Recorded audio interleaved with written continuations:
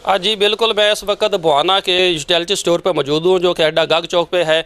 वहाँ हमने जाकर जब विज़िट किया तो हमें पता चला कि यहाँ पे जो चीनी और दाल, मूंगी और मसाला जात की जो दस्तियाबी है, लोग जो चीनी है बाज़ार से 85 रुपये से लेकर 90 रुपये किलो तक ख़रीदने पर मजबूर हैं।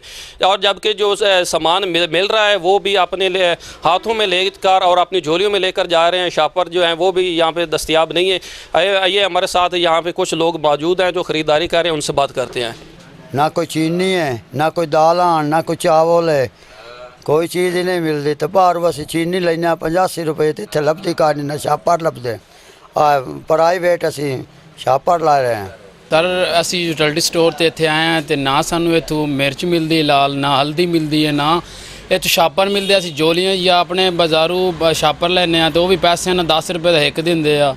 तो दूसरी गल है कि चीनी भी नहीं आती इतनी। चीनी बाहरों असी जो दुकान पर जाने 85 रुपये देंगे आ, कहते 90 रुपया 80 रुपये 80 तो भी नहीं मिलती, जाते 85 रुपये देनी है। यूटिलिटी स्टोर का सानू फिर फायदा की जो चीनी नहीं आनी। ये असी डिमांड की थी तो अज सैकेंड टाइम साढ़े को चीनी भी आ जानी है, बाकी मसाले जात वगैरह भी आ जाने। शॉपिंग बैग साढ़े को वैसे नहीं आ रहे पिछे, तो अज उन्होंने भी साढ़े को आ जाना है। फिर बस यही मसला चल रहा है। बाकी दाल राउंडर साढ़े को पईयां, एक दाल मसूर साढ़े को कोई नहीं, या मूंगी वैसे नहीं दफ्तर आ रही।